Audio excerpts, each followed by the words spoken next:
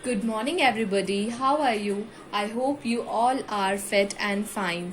So, now we will read about some important facts about metals. Okay, in our previous video, we are read about elements like metals, non-metals, metalloids, and हमने कुछ activities भी देखी थी elements के बारे में अच्छे से देखा था कि कैसे होते हैं एलिमेंट्स में मेटल नॉन मेटल मेटलॉइड सारे एग्जांपल्स देखे थे। आज हम पढ़ेंगे कुछ इम्पॉर्टेंट फैक्ट्स जो कि मेटल के बारे में हैं। स्टार्ट करते हैं। Silver is the best conductor among metals, यानी कि जो भी मेटल्स हैं, जितने भी मेटल्स हैं, उनमें सबसे बेस्ट कंडक्टर किसको माना गया है? सिल्वर को। यानी कि सिल्वर सबसे अच्छा बेस्ट कंडक्टर होता है मेटल्स में।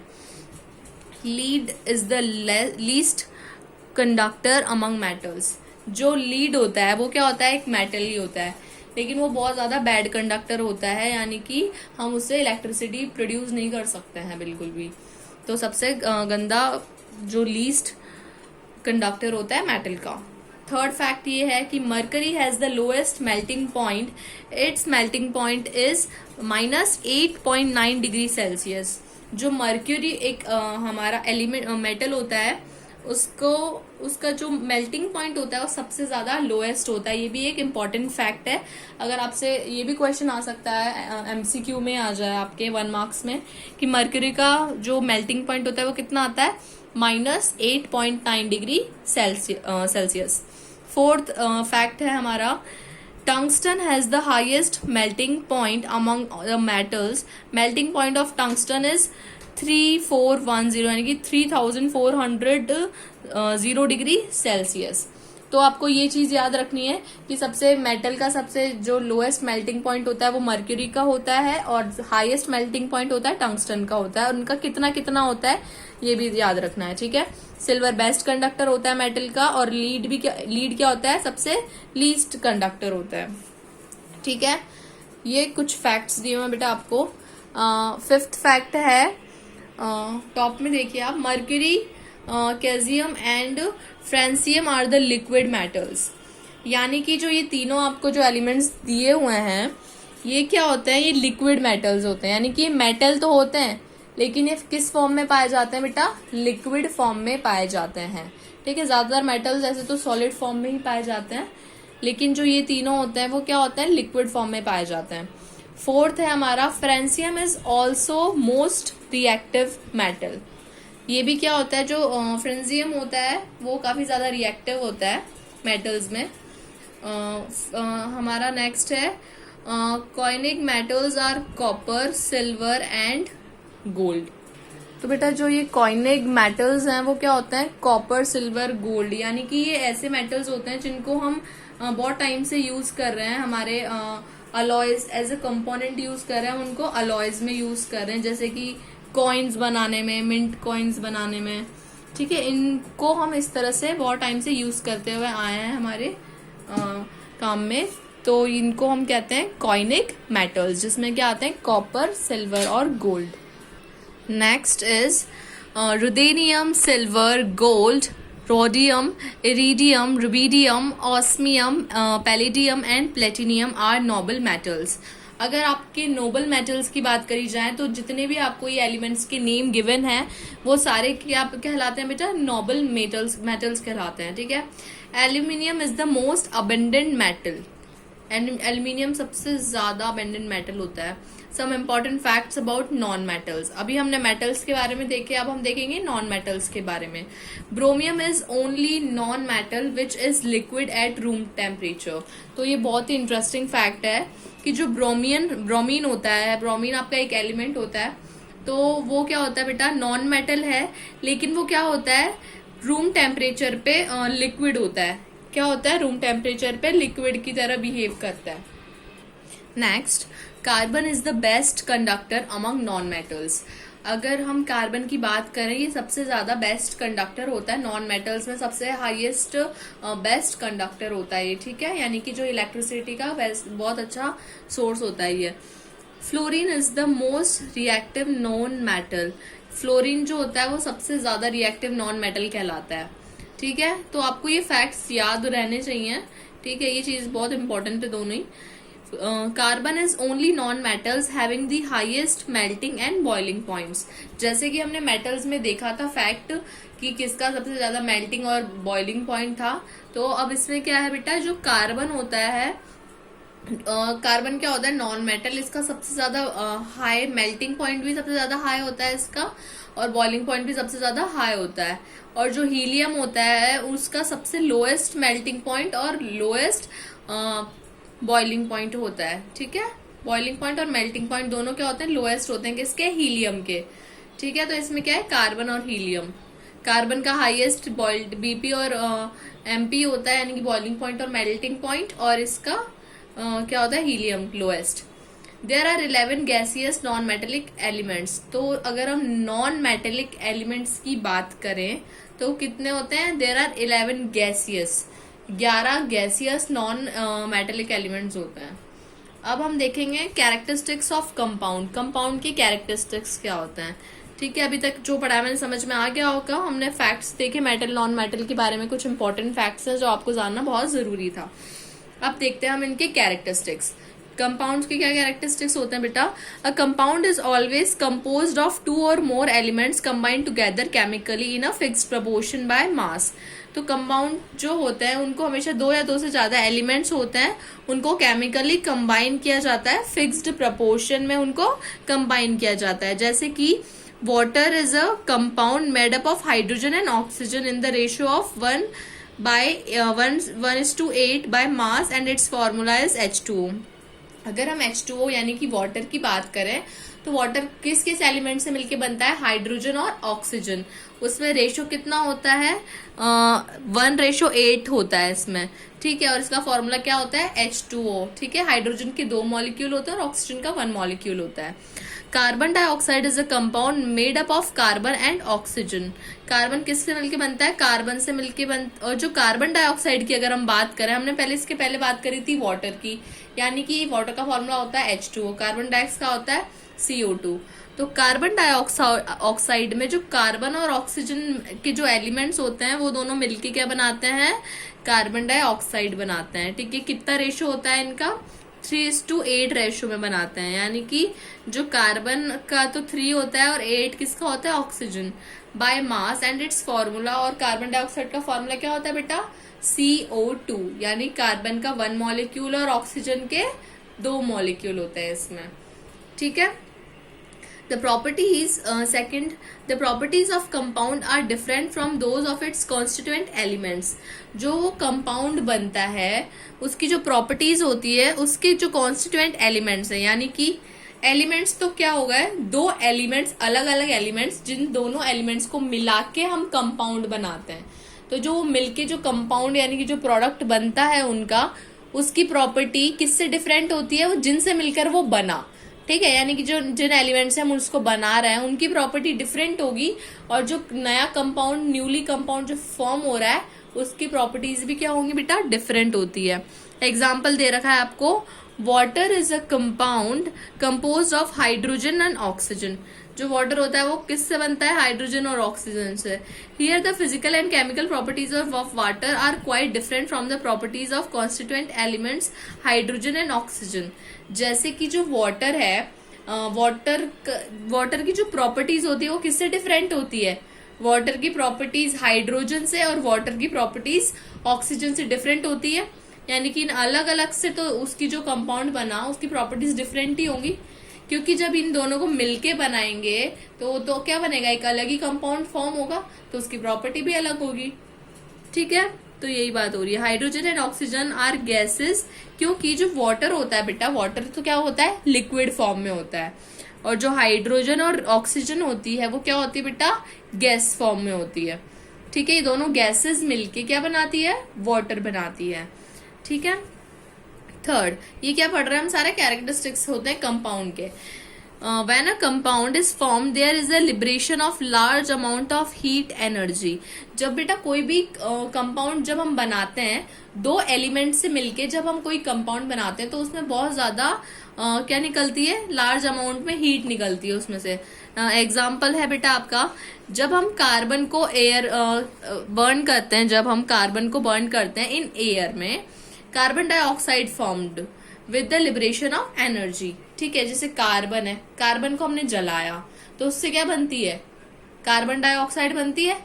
तो वो किस में था, सॉलिड फॉर्म में था, और फिर उसको बर्न करने के बाद किस में चला गया, और गैसियस फॉर्म में चला गया। तो बहुत सारी एनर्जी निकल रही है ना, तो उसी को हम क्या कहते हैं, उसी को लिबरेशन ऑफ एनर्जी कहते हैं। यानी कि कोई भी हम कंपाउंड बनाते हैं तो उसमें से लिबरेशन ऑफ एनर्जी होता है लार्ज अमाउंट में। ठीक है, लार्ज अमाउंट में कोई हीट एनर्जी या कोई भी सी भी एनर्जी निकलती है उसमें से। अब हम फोर्थ पॉइंट देखते हैं। At a given temperature at a given temperature a pure compound has fixed melting point। जितना हमें टेम्परेचर दिया हुआ होता है उस टेम्परेचर पे जो प्योर कंपाउंड जो होता है ना बेटा, उसका मेल्टिंग पॉइंट हमेशा फिक्स्ड रहेगा, और बॉइलिंग पॉइंट की जो डेंसिटी होती है has fixed melting point, boiling point and density. जब भी कोई टेम्परेचर आपको गिवन है, एट ए गिवन टेम्परेचर जो प्योर कंपाउंड होगा उसकी मेल्टिंग पॉइंट, बॉइलिंग पॉइंट और डेंसिटी तीनों क्या होती है, फिक्स्ड होती है। एग्जांपल देखना, जैसे वाटर है, वाटर को हमने बॉईल किया 100 डिग्री सेल्सियस पे। हमेशा वाटर किस में बॉईल होता है, 100 डिग्री सेल्सियस पे ही बॉईल होता है, और फ्रीज कितने पे होता है, 0 डिग्री सेल्सियस पे फ्रीज हो जाता है वो, under 1 atmospheric pressure, and 20 degree Celsius the density of water is 0.9982 ग्राम पर मिलीलीटर। तो ये आपको फिक्स है, यानी कि जो वाटर होता है उसका बॉइलिंग पॉइंट भी फिक्स है 100 डिग्री सेल्सियस, उसका फ्रीजिंग पॉइंट भी फिक्स है, यानी कि इस पॉइंट पे वो फ्रीज हो जाता है। ठीक है, तो ऐसे कुछ फिक्स्ड होते हैं। क्यों, क्योंकि ये क्या होता है बेटा, प्योर कंपाउंड होता है। ठीक है, प्योर कंपाउंड की fixed melting point, boiling point होता है, उनकी डेंसिटी भी कितनी होती है वाटर की, ये आपको दे रखी है 0.9982। अब हम देखते हैं इसका fifth point. The constituent elements of a compound can not be separated by any physical methods. जो एलिमेंट्स होते हैं ना कंपाउंड के, उनको हम फिजिकल मेथड से सेपरेट नहीं कर सकते हैं कभी भी, by application of magnetic field. The constituent elements of compound cannot be separated by any physical method। तो जो कॉन्स्टिट्यूएंट जो एलिमेंट्स होते हैं बेटा, कंपाउंड्स के जो एलिमेंट्स होते हैं उनको फिजिकल मेथड से सेपरेट नहीं किया जा सकता by application of magnetic field. और अगर मैग्नेटिक फील्ड की बात करें तो उससे भी हम जो कंपाउंड्स होते हैं उनको सेपरेट नहीं कर सकते। जैसे एग्जाम्पल, जो मैग्नेट होती है is brought in the vicinity of copper sulphide, यानी कि CuS से मिलकर बनी होती है। Copper can not be separated by any application of strong magnetic field. जो कॉपर होता है उसको हम नहीं सेपरेट कर सकते हैं, मतलब किसी भी कोई भी कितना भी मैग्नेटिक फील्ड लगा ले हम उसको हम सेपरेट आउट नहीं कर सकते हैं सल्फाइड से। ठीक है, the compounds do not decompose on their own and they are quite stable under ordinary. जो कंपाउंड्स होते हैं वो डिकम्पोज नहीं होते, खुद से डिकम्पोज नहीं होते हैं, and they are quite stable under ordinary conditions, और वो ऑर्डिनरी कंडीशंस में स्टेबल होते हैं। ठीक है, एग्जाम्पल, जो वाटर होते हैं, कार्बन डाइऑक्साइड होते हैं और सॉल्ट होते हैं, ये क्या होते हैं बेटा, स्टेबल कंपाउंड्स कहलाते हैं। लास्ट पॉइंट आपका है, a compound has the same property composition through out the mass. यानी कि जो कंपाउंड होता है उनकी जो प्रॉपर्टीज होती हैं वो सेम होती है, और composition through out the mass, उनका जो मास का कंपोजिशन होता है उनसे उनकी जो प्रॉपर्टीज होती है वो सेम होती है। एग्जाम्पल, जैसे अगर if we take samples of water from any source, जैसे कि अगर वाटर के सैंपल लें, अगर जैसे है वाटर के सैंपल लें, जैसे कि अगर हम रिवर से ले रहे हैं, सी से ले रहे हैं, यानी कि ओशन से ले रहे हैं, पोंड से ले रहे हैं, वाटरफॉल से ले रहे हैं, it will consist of only 2 elements, hydrogen और ऑक्सीजन। जैसे कि हमारा कोई एलिमेंट है, जैसे वाटर है, वाटर को हम कहीं से भी लें, ठीक है, हमारा जो कंपाउंड है उसके जो एलिमेंट्स है वो हमेशा क्या रहेंगे, वही एलिमेंट्स रहेंगे। ठीक है, जैसे कि वाटर को किससे मिलके बनता है, H2O यानी कि ऑक्सीजन और हाइड्रोजन से मिलके बनता है। तो इसके एलिमेंट्स क्या है, हाइड्रोजन और ऑक्सीजन। तो हम उनको तालाब से लेकर आए, ओशन से लेकर आए, हम वाटरफॉल से लेकर आए, उनके एलिमेंट्स से या फिर ऐसे कोई चेंज नहीं आता, वो वही के वही रहते हैं। ठीक है, इसी तरह कोई सा भी आप कंपाउंड ले लो, जैसे कार्बन डाइऑक्साइड, ये कहीं से भी आप ले लो तो इनके क्या होते हैं बेटा, सेम ही रहेंगे हमेशा। ठीक है, आपको समझ में आ गया। अब हम देखेंगे difference between elements and compounds. ये बहुत इंपॉर्टेंट है, ये आपके एग्जाम में भी आ सकता है। ठीक है, एलिमेंट्स एंड कंपाउंड्स, तो इसको तो बिल्कुल स्टार लगा लो कि ये तो बहुत ज्यादा इंपॉर्टेंट है। अब हम देखते हैं इनमें डिफरेंसेस। जो एलिमेंट्स होते हैं बेटा, element is a pure substance which is composed by only one type of atoms. Element वो एक प्योर सब्सटेंस होता है जिसमें सिर्फ क्या होता है बेटा, एक ही तरह के वन टाइप ऑफ एटम्स। मतलब क्या होता है बेटा, वन टाइप के ही एटम्स प्रेजेंट होते हैं सारे उसके अंदर। और जो कंपाउंड होता है, कंपाउंड भी एक प्योर सब्सटेंस होता है जो कि किससे मिलके बनता है, which is composed by two और मोर टाइप ऑफ एटम्स। इसमें तो क्या होता है, एलिमेंट में एक तरह के एटम पाए जाते हैं, लेकिन कंपाउंड के अंदर क्या मिलता है बेटा, क्योंकि ये दो से ज्यादा एलिमेंट से मिलकर बना होता है, दो या दो से ज्यादा, तो इसमें भी क्या होते हैं, दो या दो से ज्यादा एटम्स पाए जाते हैं। एलिमेंट्स क्या होता है, mono atomic elements can not be separated by any means of physical and chemical methods. जो एलिमेंट्स होते हैं वो क्या होते हैं बेटा, मोनो एटॉमिक एलिमेंट्स होते हैं। इनको किसी भी फिजिकल और केमिकल तरीके से या मेथड से सेपरेट नहीं किया जा सकता।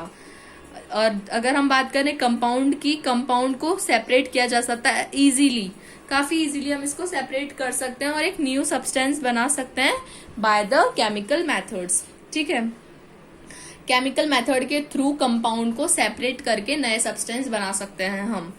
थर्ड है इसका difference, there is only limited number of elements in the universe. अगर हम एलिमेंट्स की बात करें तो हमारे पूरे यूनिवर्स ब्रह्मांड में सिर्फ क्या है, एक लिमिटेड नंबर है एलिमेंट्स के, यानी कि इतने एलिमेंट हैं तो इतने ही रहेंगे, इससे ज्यादा भी तक नहीं मिले हैं। ठीक है, काफी लिमिटेड नंबर है। There are large number of compounds, और हमारे यूनिवर्स में कितने बहुत सारे कंपाउंड्स हैं, किसी भी दो एलिमेंट्स को मिक्स करके हम क्या कंपाउंड बना लेते हैं, तो बहुत सारे कंपाउंड्स हैं ऐसे। फोर्थ है, the property of element is the property of its atom. जो किसी भी एलिमेंट की प्रॉपर्टी होती है तो वही प्रॉपर्टी क्या होती है, एटम की भी होती है। ठीक है, और properties of constituent atoms and compounds form by quite different. तो जो इनकी प्रॉपर्टी होती है ना कंपाउंड्स में, जो एटम्स होते हैं और कंपाउंड होते हैं, उनकी प्रॉपर्टी क्या होती है बेटा, बिल्कुल डिफरेंट होती है। ठीक है, अब हम बात करेंगे different between mixture and chemical compound. Chemical compound में और मिक्सचर के अंदर क्या डिफरेंस होता है। Mixture, a mixture is a heterogeneous except solution which are homogeneous. तो जो मिक्सचर होता है बेटा, जो मिक्सचर होता है वो हमेशा क्या होता है, हेट्रोजीनियस होता है। ठीक है, यानी कि इनकी जो कंपोजिशंस होती है वो फिक्स्ड नहीं होती हैं। अगर हम एक्सेप्शन रहता है, जो सॉल्यूशंस होते हैं वो सॉल्यूशंस ही सिर्फ होमोजीनियस होते हैं, क्योंकि होमोजीनियस में हम क्या प्रॉपर बिल्कुल इक्वल अमाउंट लेते हैं सॉल्यूशन बनाने के लिए। लेकिन जो हेट्रोजीनियस होता, जो मिक्सचर्स होते हैं लगभग सारे हेट्रोजीनियस ही होते हैं। केमिकल कंपाउंड की बात करें, केमिकल कंपाउंड हमेशा क्या होता है, होमोजीनियस होता है। ठीक है, क्योंकि कंपाउंड बनाने के लिए हमेशा हमें प्रॉपर बैलेंस करके ही उनको लेना पड़ता है। ठीक है, इक्वल अमाउंट का लेना पड़ता है। अब हम इसके सेकंड पे आ जाते हैं। द कंपाउंड्स ऑफ मिक्सचर में be present in any proportion. अगर हम मिक्सचर की बात करें तो जो कंपोनेंट्स होते हैं ना मिक्सचर में, वो प्रेजेंट होते हैं किसी भी प्रपोर्शन में, यानी कि कोई फिक्स्ड प्रपोर्शन नहीं होता, एनी प्रपोर्शन में प्रेजेंट होते हैं। और the components of compounds are present in fixed proportion. और अगर हम केमिकल कंपाउंड्स की बात करें तो वो हमेशा फिक्स्ड प्रपोर्शन में ही प्रेजेंट होते हैं। ठीक है, थर्ड डिफरेंस हमारे पास है, properties of a mixture are the average properties of the compound. जो प्रॉपर्टीज होती है ना मिक्सचर की, वही क्या होती है, एवरेज प्रॉपर्टी होती है कंपाउंड्स की। और properties of compound are the entirely different from those of the component elements. यानी कि जो किसी कंपाउंड की प्रॉपर्टी होती है वो किससे डिफरेंट होती है, एलिमेंट से डिफरेंट होती है। यानी कि जो कंपाउंड होता है वो किससे मिलके बनता है, दो या दो से ज्यादा एलिमेंट से मिलके बनता है। तो वो जो दोनों एलिमेंट्स होते हैं उनकी जो प्रॉपर्टी होती है वो तो क्या होती है, डिफरेंट होती है। और जो कंपाउंड मिलकर जो वो बनाते हैं उसकी प्रॉपर्टी क्या होती है, डिफरेंट होती है। जैसे कि हमने इसके पहले एक एग्जाम्पल देखा था, जैसे कि वाटर है। वाटर क्या है, एक कंपाउंड है। तो उस कंपाउंड में क्या क्या किस किस से बन रहा है, हाइड्रोजन से मिलके बन रहा है और ऑक्सीजन से मिलके बन रहा है। तो हाइड्रोजन की प्रॉपर्टी अलग है, ऑक्सीजन की प्रॉपर्टी अलग है और वाटर की प्रॉपर्टी अलग है। 4 पॉइंट देखते हैं। The components of a mixture can be separated bye a simple physical methods. जो कंपोनेंट्स होते हैं ना मिक्सचर के, उनको हम सिंपल फिजिकल मेथड से सॉल्व कर सकते हैं, और जो कंपोनेंट्स होते हैं कंपाउंड के, उनको सेपरेट नहीं किया जा सकता फिजिकल मेथड से। 5th है, during the preparation of mixture no heat, light और इलेक्ट्रिसिटी इज एब्जॉर्ब और इवॉल्व। अगर हम मिक्सचर की बात करें बेटा, तो मिक्सचर में जब हम उसकी प्रेपरेशंस करते हैं तो ना तो हीट, ना लाइट और ना इलेक्ट्रिसिटी, ना तो इवॉल्व होगी ना एब्जॉर्ब होगी मिक्सचर के अंदर। लेकिन जब हम कोई कंपाउंड बनाते हैं तो उसमें क्या होता है, हीट, इलेक्ट्रिसिटी, लाइट, इन सब का क्या होता है, एब्जॉर्प्शन होता है और इवोल्यूशन होता है जब हम कोई केमिकल कंपाउंड प्रिपेयर करते हैं। लेकिन जब हम कोई मिक्सचर बनाते हैं तब ऐसा कुछ भी नहीं होता है, ना तो इवोल्यूशन होता है ना एब्जॉर्ब्ड होता है, एब्जॉर्बिशन होता है। ठीक है, तो ये था हमारा डिफरेंस मिक्सचर और केमिकल कंपाउंड के बीच का।